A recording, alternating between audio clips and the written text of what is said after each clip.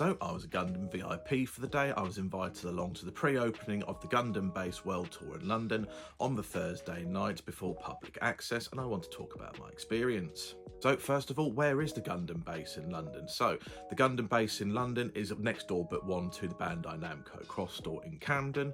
So if you know the area, head straight for that. If you don't know the area, if you Google Camden Market, look for the Bandai Namco Cross store and you'll be sure to find the Gundam Base. So for the event that I went to, getting in wasn't too much of a problem. I went for a specific time slot. My time slot was 7 PM to 9 PM, so I didn't really have to queue. I just turned up, and then once the 7 o'clock came, we was able to go in, say our names, and then get in straight away. There was not really any queuing. There were other time slots on the day, so I wasn't able to meet all the people that I was looking forward to seeing, but there were some people there. I even got recognised and met some people that I wasn't expecting, so that was really cool as well. In terms of general public entry, I have heard that the queue on opening day was very long. It had taken some people up to 2 hours to get in queuing around the block. So if you are visiting the Gundam Base, do give yourself plenty of time. So what was I expecting? Having been to the Bandai Namco Cross store previously, I was expecting a bigger place. However, for what they have, the size does them perfectly. I think if they were to have a bigger property, there might have been a little bit too much space. So it is a room, and I think that is good enough for what they have. So on the inside, obviously they have the main feature, which is the Gundam Base statue, and then they have plenty of other displays and obviously all of the stuff that you can buy, everything from model kits to action figures, stationery, and the Gundam trading card game. The displays looked really clean and nice. Everything in there was snap built, nothing was painted, so it gives a proper representation of the model kits that you can buy once they're put together.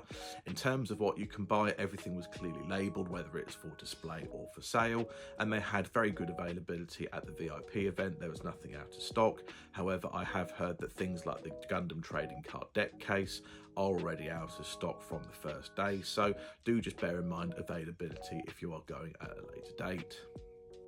Also, in terms of availability, for the event that I went to, there wasn't any limitations in place, but for the general public sale, there are limitations on how much you can buy, so do make sure that you check out the Bandai's social media so you don't end up disappointed before you go. Everything that I wanted was in stock apart from one thing, advertised on the catalogue as such, like they have at Comic-Con. They have a piece of paper that is laminated on the availability list there, and also on the website or social media previously they did list a clear colour SDCS RX-78-2.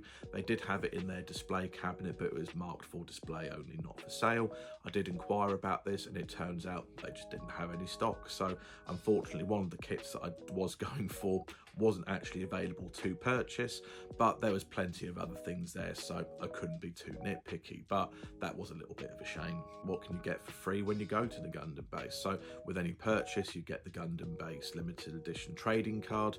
If you spend over £30, you get the pin badge, and if you spend over £50, you get the canvas bag.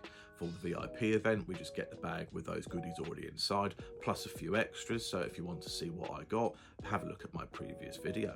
Opening day on Friday onwards for, I guess, a limited period of time, I'm not actually sure, but if you scan a QR code, you are able to take part in a survey, and as a thank you, you also get the Gundam Wing 30th anniversary poster.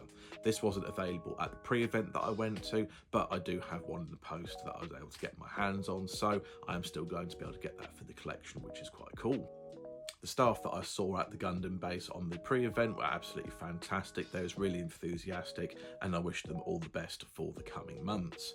I did ask the question to one of the event organisers. I just said, what makes London so special? You know, why is London Gundam Base there for 6 months in a brick and mortar store? While I didn't get a very clear answer, he did say that it just helps that the Gundam Base is part of the Bandai Namco Cross store. So I'm guessing really they had all their availability there. They already had a store there, was already set up and established. They had a warehouse. They just rented an extra little space for this event, and after 6 months it won't be there anymore. And there we have it in a nutshell. That is my experience of the Gundam Base on the day. So I had a fantastic time. If you haven't seen already, check out my previous videos, things like how I got into the event, a tour of the place, as well as my haul. I do hope I get the opportunity to work with Bandai again in the future. This really opened up my eyes as to how how fun these media events can be, especially when you enjoy doing content creation.